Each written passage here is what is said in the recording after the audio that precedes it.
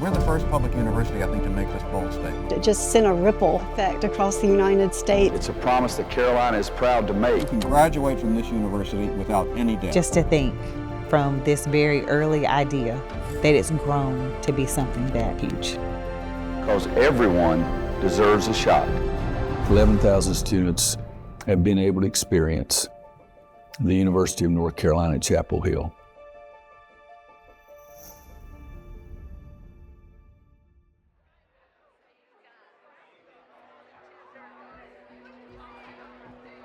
I like to describe the Covenant as a system of supports and really robust financial aid that helps talented students from low-income families not only to come to Carolina, but to thrive while they're here. Everything that this program has worked for, Shirley, Dr. Meeser, what you built has come to fruition. I hope you're proud. The Covenant was just an idea, and it's something that I share actually with our team and with our students often. Ideas are powerful. Ideas become legacies. Ideas like the Covenant can start with one person. I think back to what started as just a little idea. There was a legacy here of concern for low-income students, the importance of opportunities, and the importance of keeping tuition low so that students from all backgrounds could come here. When I started working in the Office of Scholarships and Student Aid as a work study student, Shirley soon became the director. Shirley, as she does, was looking at what we do for students, meeting full need for students in their financial aid packages, looking at our budgets, and really trying to see, was there more that we could do? I had to go to a conference in Washington, D.C., and I'm seated at this conference in this big auditorium, and I spent the rest of that afternoon not listening to the lecturer, but writing out the outline of what I thought the Carolina Covenant could be. The rest is history. When the Carolina Covenant was announced, it just sent a ripple effect across the United States. Dozens and dozens of other major public universities were calling us on the telephone, and our phone was literally ringing off the hook. Roy Williams really just set a spark. Having him in the very beginning really set the stage for future donors to jump on board and see how important the program was.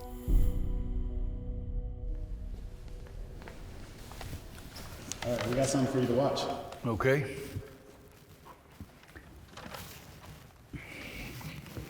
Carolina Covenant is a promise. It's a promise to help kids from low-income families get a college education debt-free. It's a promise that Carolina is proud to make because everyone deserves a shot. Wow, young guy. Is it okay just to put this down? Okay. It brings back a lot of memories of how I even got involved. Hadn't been here but a couple of weeks, and somebody contacted me about the Carolina Covenant, and this older guy happened to be sitting with me at that moment. It was a guy named Dean Smith, and he said, I've heard about this. He said, this would be great for you. He said, I wish we had had something like this when you came in as a student. A lot of us can always say that we would have been Carolina Covenant students had this program been around when we were in school. For most of us, it's really deeply personal. Just really thinking about what that impact could be to students who are coming up now who are like us. I wasn't just going to be a basketball coach. I was representing the University of North Carolina. And the best thing since then is just to hear all the stories of the students and what it's meant to them.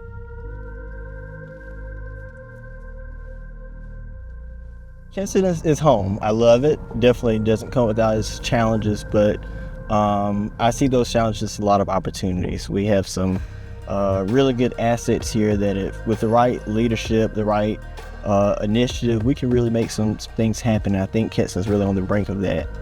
Chris is an incredible person. His leadership in the town of Kinston is extraordinary, and he's really leveraged every experience that he's had to do what he can to elevate conditions in his hometown. And if you've noticed, all the driving around we've done, you haven't passed a single grocery store.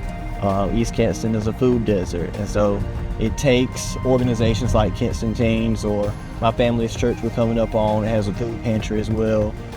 Doing what we can to look out for our neighbors. I'm currently a city councilman here for the city of Kinston. I just finished my 3rd year. I'm in my 4th year on the city council. At the time of my election, I was the youngest elected official in North Carolina. I'm also the founder and executive director of Kinston Teens. We're a local youth nonprofit focusing on civic engagement and community development. These are renderings of the future East Kinston neighborhood hub.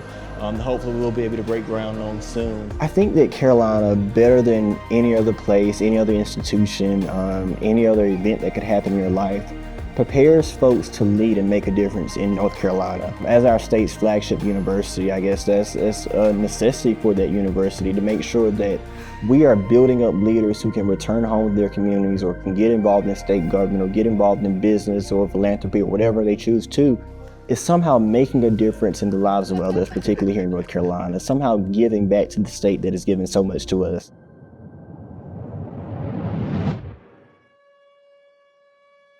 Parts of North Carolina remain underwater after historic and catastrophic flooding occurred over the past 48 hours.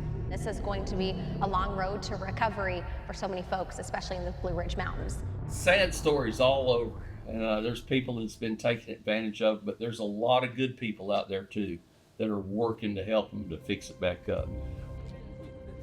We are with the Rural Medicine Pathway Program, and we serve our community as we train these students on the pre-med track. The Rural Medicine Pathway Program is a collaboration between the Carolina Covenant Program and the UNC School of Medicine. These students are all Carolina Covenant students. Some of them are interested in practicing in rural North Carolina, which is really exciting for us to be able to train people to go into our state. This was a really great opportunity for us to serve somewhere. And so this is our 2nd time coming to Marion, North Carolina, partnering with Baptist on Mission to do relief work, cleaning debris in people's homes. We're making a lot of progress. Look at us go. Mary Bell Borger, who was on our Alumni Advisory Board, former Covenant Scholar, went to Western North Carolina to help rebuild with an emergency relief grant through the Center for Public Service and took 11 of our rural med scholars. And we're just so proud of her and the work that she's done, not only in Western North Carolina, but also with mentoring our rural med scholars. We would love for you to meet the students. And they're all pre-med in hopes to be where you are right now. I'm an OBGYN in town, and I'm a Covenant grad, and so everyone can email me or call me or whatever. I'm happy to chat.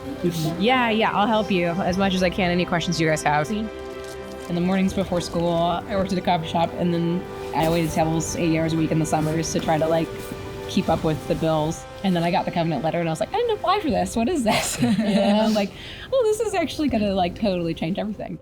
It's not simply just a scholarship program.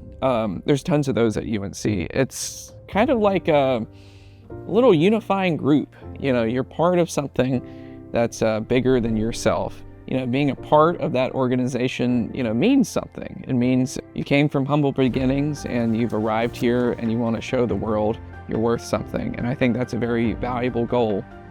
Having the type of leadership that Candace provides and the entire Carolina Covenant team and everyone else, having that leadership at the helm of that program is what makes it not just a scholarship, but a community.